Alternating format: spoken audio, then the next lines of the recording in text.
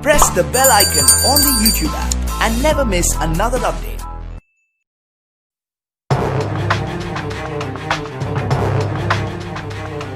नमस्कार दोस्तों, स्वागत है आपका मेरे YouTube channel the excellent academy में। आज हम लोग त्रिकोणमिति के बारे में बात करेंगे, ट्रिगोनोमेट्री। तो ट्रिगोनोमेट्री अगर हम देखा जाए तो सबसे पहले क्लास 10th में जो है ट्रिगोनोमेट्री के बारे में हम लोग पढ़ते हैं। क्लास 11, क्लास 12 और बीएससी फर्स्ट ईयर में, मतलब ग्रेजुएशन के फर्स्ट ईयर में ही ट्रिगोनोमेट्री समाप्त हो जाता है। तो बहुत ही छोटा किरदार है ये ट्रिगोनोमेट्री, परंतु सबसे पहले इसका जो बच्चों के साथ जो है जो संपर्क स्थापित होता है वो क्लास 10th में होता है।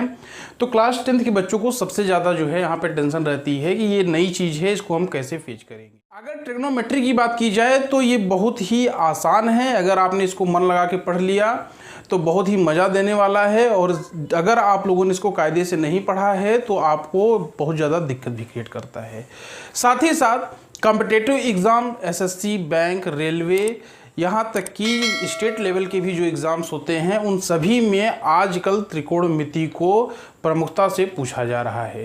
एसएससी सीजीएल की बात करें तो सबसे ज़्यादा क्वेश्चन अगर कहीं से पूछे जाते हैं तो वो ट्रिगोनोमेट्री ही है। ज्योमेट्री और ट्रिगोनोमेट्री दोनों से पूछे जाते हैं। तो ट्रिगोनोमेट्री बहुत ही इंपॉर्टेंट टॉपिक है, क्लास 10th से ही लेकर के और आगे की कंपटीशन एग्ज़ाम में भी ये बहुत इंपॉर्टेंट है।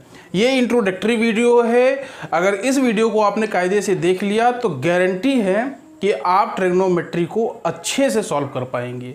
तो एकदम हम इसके बेसिक बाय बेसिक पे बात करेंगे, एकदम शुरू से स्टार्ट करेंगे और ट्रिगोनोमेट्री को हम लोग जो है एक अच्छे लेवल पर सॉल्व करेंगे। तो ये इंट्रोडक्टरी वीडियो है, आइए शुरू करते हैं इसके बारे में। अगर त्रिकोणमिति के परिचय की बात करें तो त्रिकोणमिति का परिचय, त्रिकोण अर्थात तीन कोणों, और मिति का मतलब होता है माप, मतलब त्रिकोणमिति तीनों कोणों के माप से इसका शुरू होता है, अर्थात इसका संबंध सीधे सीधे ट्रायंगल से है। तो शुरुआत में क्लास 9th वगैरह में आप लोगों ने जो है ट्रायंगल के बारे में पढ़ा होगा। तो ट्रायंगल में आप लोगों ने अगर पढ़ा होगा तो राइट एंगल ट्रायंगल के बारे में ज़रूर पढ़ा होगा। तो मान लीजिए राइट एंगल ट्रायंगल क्या होता है। ये हमारा जो ट्रायंगल है इसको हम राइट एंगल ट्रायंगल कहते हैं।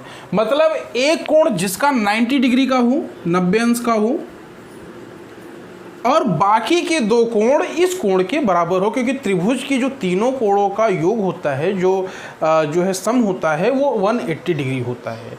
तो तीनों कोणों का मान जो है 180 अंश होता है। इसको मान लीजिए ये हमारा ए है, ये बी है और ये सी है। ये कोण हमारा मान लीजिए थीटा है। तो सबसे पहले तो आप जानते रहिए कि जो 90 डिग्री होगा, जो भी 90 डिग्री होगा, 90 डिग्री का पहचान यही है कि सीधी दो डंडियां एक दूसरे के सीधा परपेंडिकुलर होती हैं। तो क्या करेंगे, ये जो 90 डिग्री है, इस 90 डिग्री के जो सामने वाली जो भुजा होती है, ये जो भुजा है इसको कहते हैं कर्ण हिंदी में, और अंग्रेजी में कहते हैं हाइपोटेनियस। हाइपोटेनियस। और ये तो हमारा बेस है, क्योंकि इसी पे मकान बना हुआ है, पूरा आधार है हमारा। ये जो बचा, मतलब इस कोण के जो सामने होता है, इसको हम कहते हैं हिंदी में लंब और अंग्रेजी में कहते हैं परपेंडिकुलर। तो हिंदी अंग्रेजी दोनों लोग देखते चलिए, ठीक है। तो दोनों को यहाँ पर आप लोगों को ध्यान देना होगा। तो ये हमारा बेस होता है, 90 डिग्री के सामने वाला कर्ण होता है और इस थीटा के सामने वाला लंब होता है। ये हमारा राइट एंगल ट्रायंगल है। जो कर्ण होती है वो सबसे बड़ी भुजा होती है। तो सबसे बड़ी भुजा होती है, इसको आप लोगों ने अगर देखा भी होगा, ट्रायंगल अगर आप लोगों ने पढ़ा होगा तो पाइथागोरस थ्योरम आप लोगों ने जरूर पढ़ा होगा। पाइथागोरस जी ने बड़ी आसानी से बताया था, समझा भी दिया था कि जो हमारा ए बी स्क्वायर है ये होता है BC स्क्वायर और CA स्क्वायर के बराबर होता है। तो ये चीज़ें जो है हमें पाइथागोरस थ्योरम के जरिए मिलती है। चलिए इसके बारे में हम बात करेंगे। सबसे पहले हम ट्रिग्नोमेट्रिक फंक्शन या ट्रिग्नोमेट्रिक रेशियो के बारे में बात करेंगे, टी रेशियोज़ के बारे में।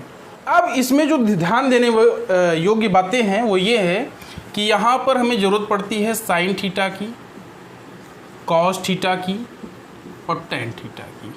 देखिए सिर्फ और सिर्फ 6 रेशियोज़ हैं, इन 6 रेशियो को हमें पूरा पढ़ना है। तो इनके नाम आप याद कर लीजिए, बड़े अच्छे नाम है। इसका नाम है साइन थीटा, इसका नाम है कॉस थीटा, इसका नाम है tan theta.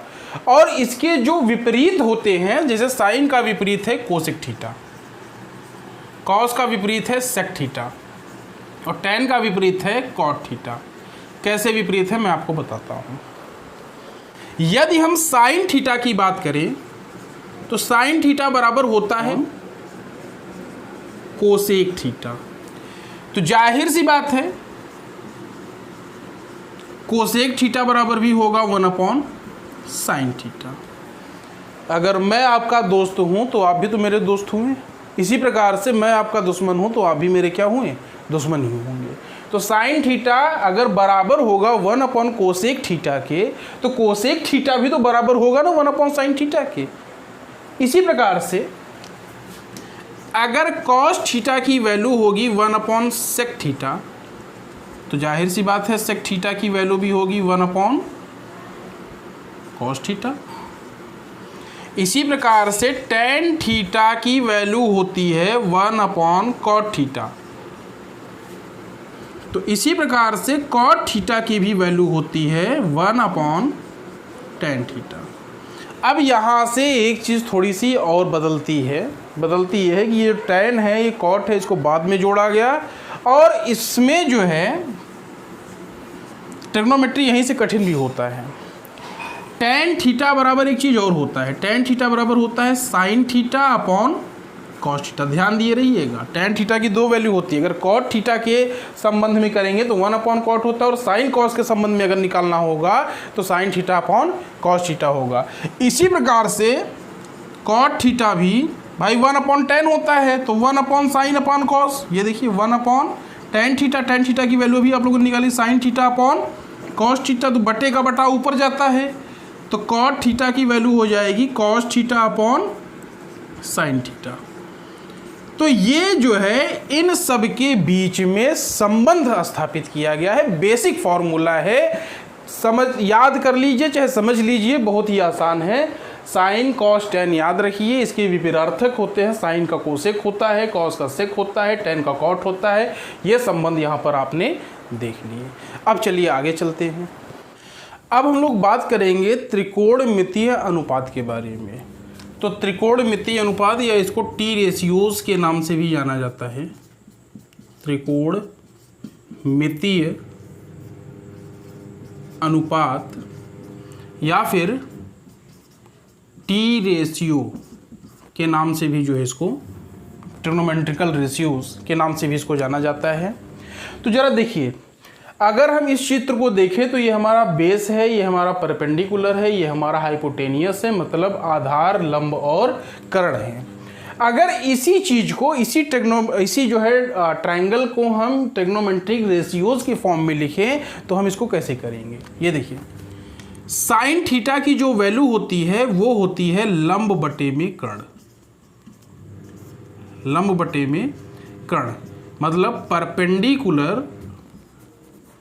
Perpendicular upon hypotenuse. और यदि हम बात जो है यहाँ से कोसेक थीटा की करें तो अभी आप लोगों ने देखा था कि कोसेक थीटा क्या होता है, जस्ट उसके अपोजिट होता है। तो अगर उसके अपोज में होता है तो कोसेक थीटा की वैल्यू क्या होगी 1/p upon h, 1/p upon h। तो वो पलटेगा तो क्या हो जाएगा h/p, मतलब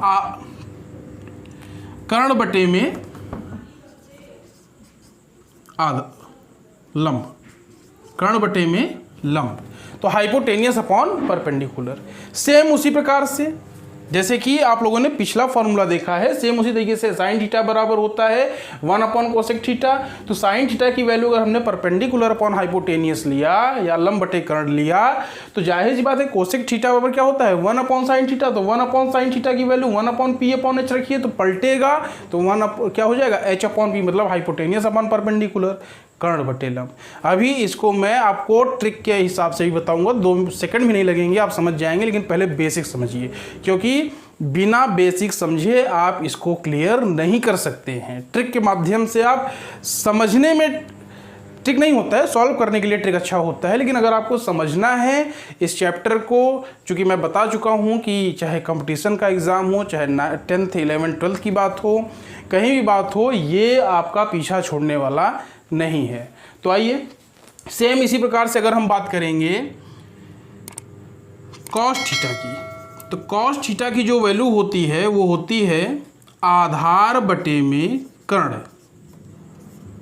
आधार बटे में कर्ण, अर्थात बेस अपॉन हाइपोटेनियस। तो सेम इसी प्रकार से उसका अपोजिट क्या होता है, सेक थीटा होता है। तो सेक थीटा बराबर क्या हो जाएगा, हाइपोटेनियस अपॉन बेस, अर्थात कर्ण बटे आधार। अब आइए बात कर लेते हैं टेन थीटा की। तो टेन थीटा बराबर हमारा होता है लंब बटे आधार, लंब बटे आधार। तो ये होता है हमारा लंब मतलब परपेंडिकुलर और आधार का मतलब बेस, P अपॉन बी। तो इसी प्रकार से कॉट थीटा की अगर हम बात करें तो वो हो जाएगा B अपॉन पी, अर्थात आधार बटे में लंब। तो ये तो तरीका है समझने का, परंतु यदि हम ट्रिक की बात करें तो देखिए जरा। अच्छा, अब देखिए एक सूत्र है हमारा लाल बटे कक्का, बड़ा पॉपुलर जो है आपका फॉर्मूला है, और दूसरी तरफ है पाकिस्तान भूखा प्यासा, हिंदुस्तान हरा भरा। तो ये जो दोनों सूत्र है ये बहुत ही पॉपुलर है और आप लोग भूलेंगे नहीं, गारंटी है। क्यों? क्योंकि नाम बड़े अच्छे हैं इसके, लाल बटा कक्का LAL अपॉन KKA, अब दूसरा है पाकिस्तान भूखा प्यासा और हिंदुस्तान हरा भरा, मतलब PBPHHB। चलिए ये दो सूत्र मैंने क्यों बताया, ये हिंदी मीडियम के लिए है और ये इंग्लिश मीडियम वाले स्टूडेंटों के लिए है। तो L देखिए यहाँ पर ऐसे लिखिए आप लोग, यहाँ साइन थीटा, ये कॉस थीटा और ये टेन थीटा। सेम यही स्थिति यहाँ पे भी, ये साइन थीटा, ये कॉस थीटा और ये टेन थीटा। साइन का उल्टा क्या होता है जरा जल्दी बताइए, कोसेक थीटा पढ़ा है आप लोगों ने, वीडियो फॉरवर्ड करके नहीं देख रहे होंगे तो। कॉस थीटा की वैल्यू क्या होती है, सेक थीटा, और टेन थीटा की अपोजिट की वैल्यू क्या होती है, कॉट थीटा। देखिए संबंध स्थापित हो रहा है, ये और ये। साइन थीटा की बात करें तो लंब बटा कर्ण, ये देखिए साइन थीटा के साथ इसका है संबंध बना हुआ है, लंब बटा कर्ण। तो कोसेक थीटा की बात करें तो नीचे से चलिए, कर्ण बटा लंब। कॉस थीटा की बात करें तो आधार बटा कर्ण, सेक थीटा की बात करें तो कर्ण बटा आधार, टेन थीटा की बात करें तो लंब बटे आधार, और कॉट थीटा की बात करें तो आधार बटे लंब। मतलब ये लाल बटे कक्का अगर आपको याद रहेगा तो आप इसको बड़ी आसानी से निपटा देंगे। जो ऊपर वाला चीज़ है उसको ऊपर से चलिए, जो नीचे वाली चीज़ है वहाँ पे नीचे से चलिए। और रेस इसके पहले ही मैंने बताया था, साइन का अपोज कोसेक थीटा, कॉस का सेक थीटा, टेन का कॉट थीटा। तो वीडियो को देखते चलिए, दिक्कत आपको नहीं होगी। सेम इसी प्रकार से आइए यहाँ बात करते हैं, साइन का अपोज कौन, कोसेक थीटा, कॉस का अपोज कौन है, सेक थीटा, और टेन का अपोज कौन है, कॉट थीटा। बन गया यहां पर भी।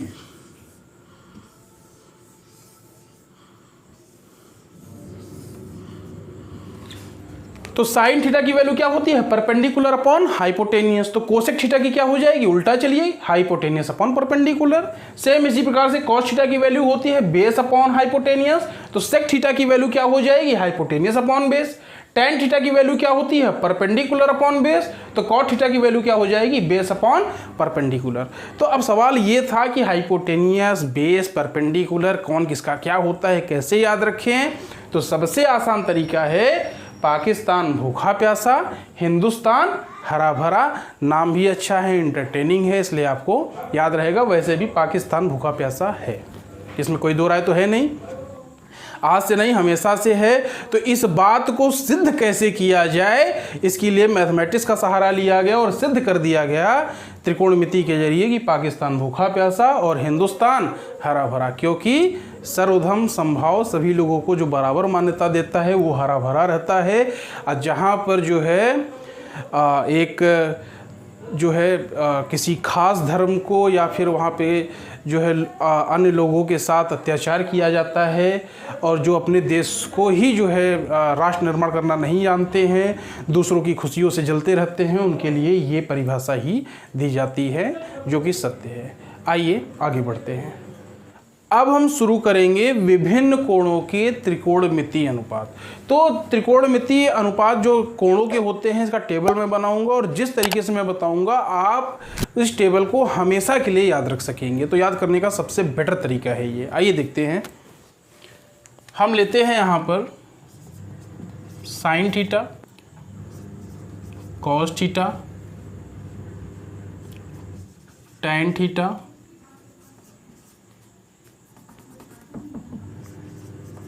कोसेक थीटा, सेक थीटा और कॉट थीटा। तो अब हम इसके अलग अलग कोणों के अनुपात के बारे में जानेंगे। जैसे शुरू करते हैं साइन थीटा से। अगर हम 0 डिग्री की बात करें, 30 डिग्री, 45 डिग्री, 60 डिग्री और 90 डिग्री, तो साइन 0 का मान होता है 0, 0 से शुरू होता है। फिर उसके बाद हाफ 1/2, फिर 1/√2, √3/2 और इसका मान होता है 1। मतलब 0 से सफ़र शुरू होता है और 1। यहाँ तक आपको याद करना, अगर आपको याद करने की ज़रूरत है तो सिर्फ और सिर्फ यहीं तक याद करने की ज़रूरत है। उसके बाद आप इसी से सारे इसके जो है रेशियोज को निकाल लेंगे। इसके सारे जो है डिग्रीज के सारे अंश जो है कोणों के मान आप लोग यहाँ से निकाल लेंगे, क्योंकि सभी का संबंध आपस में बनता है तो इनके बीच में संबंध भी स्थापित होते जाएंगे और इसी के माध्यम से हमें इसकी वैल्यू भी मिलती जाएगी। अब देखिए 0, 1/2, 1/√2, √3/2 और 1। तो कॉस थीटा की अगर हम बात करें तो जस्ट इसका उल्टा होता जाएगा। मतलब ऊपर से जैसे नीचे आए हैं हम वैसे नीचे से ऊपर चलेंगे। ये होगा 1, इसके नीचे √3/2, इसके नीचे 1/√2।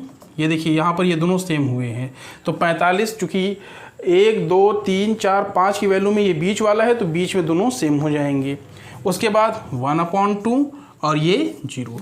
मतलब ये 0 से लेकर 1 पे ख़त्म होता है तो ये 1 से शुरू होकर के 0 पे ख़त्म होता है। अब आइए टैन थीटा की वैल्यू बात करते हैं। तो देखिए टैन थीटा के बराबर हमने आपको बताया था कि टैन थीटा बराबर होता है sine theta upon cos theta. तो यदि हम टैन थीटा के बराबर साइन थीटा अपन कॉस चलेंगे तो टैन 0 बराबर भी साइन 0 अपन कॉस 0 होगा। तो 0/1, तो 0/1 की वैल्यू क्या होगी? 0 होगी। फिर टैन 30 की बात करेंगे तो क्या होगा? साइन थीटा अपन कॉस थीटा। तो इसका मतलब टैन थीटा बराबर साइन थीटा अपन कॉस थीटा, तो साइन 30 अपन कॉस 30। साइन 30 की वैल्यू 1/2 है और कॉस 30 की वैल्यू क्या है? √3/2। तो ये क्रॉस मल्टीप्लिकेशन होगा तो 1/2 इंटू 2/√3। तो 2 से 2 कट जाएगा तो बचा क्या? 1/√3। तो इसकी वैल्यू क्या हो जाएगी? 1/√3। अगर हम 45 की बात करें तो 1/√2 साइन थीटा बराबर साइन थीटा अपन कॉस थीटा। तो ये इससे ये कट जाएगा तो बचेगा क्या? 1 बचेगा। फिर अगर हम बात करें tan 60 की बात करें तो √3/2 इंटू 1/2 तो क्या हो जाएगा? तो 2 से 2 कट जाएगा तो बचेगा क्या? √3। और इसी प्रकार से जब हम tan 90 की बात करेंगे तो 1/0 की जब बात करेंगे तो 0 can not be divide any number. तो ये क्या हो जाएगा? इनफाइनाइट हो जाएगा, मतलब कांट बी डिवाइड। चलिए, तो हम लोगों ने देख लिया कि tan थीटा की जब बात करते हैं तो 0/1 की वैल्यू 0 होती है। 1/2 इंटू √3/2 जब होगा तो क्या हो जाएगा? 1/√3, 1 √3 और ये इनफाइनाइट। तो यहाँ तक हमने ये चीज़ें निकाल ली। अब हम बात करेंगे कोसेक थीटा की। तो कोसेक थीटा की बात करेंगे तो आपको पता है कि साइन थीटा बराबर होता है 1 अपॉन कोसेक थीटा। तो कोसेक थीटा बराबर होगा 1 अपॉन साइन थीटा। तो चलिए, साइन 0 का मान 0 था, तो कोसेक 0 का मान क्या होगा? इनफाइनाइट होगा। कोसेक 0 का मान इनफाइनाइट होगा। इनफाइनाइट इसलिए होगा क्योंकि कोसेक थीटा बराबर होता है 1 अपॉन साइन थीटा।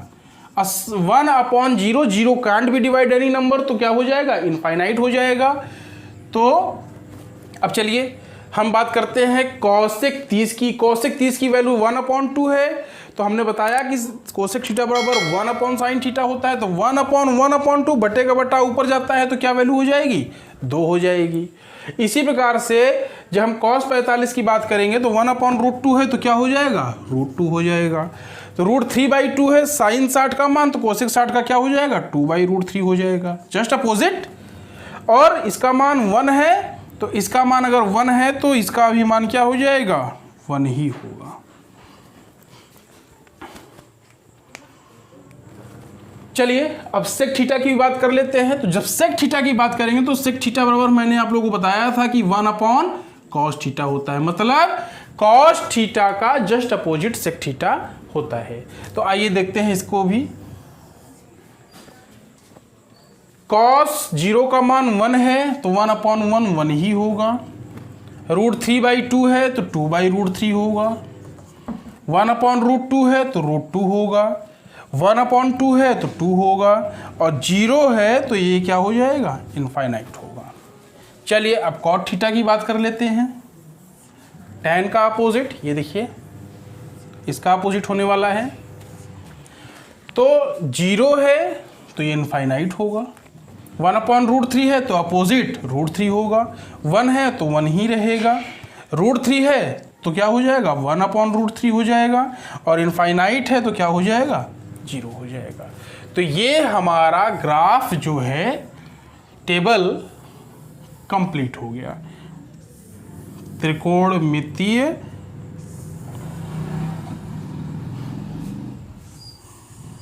कोणों के मान हमें यहाँ पर तैयार हो गए। तो इसको बिल्कुल याद करने की आवश्यकता नहीं है, सिर्फ और सिर्फ हमें इसकी ज़रूरत थी। उसके बाद इसके माध्यम से इसका अपोजिट ये मिल गया हमको। मतलब ऊपर से नीचे आए तो नीचे से ऊपर चढ़िए।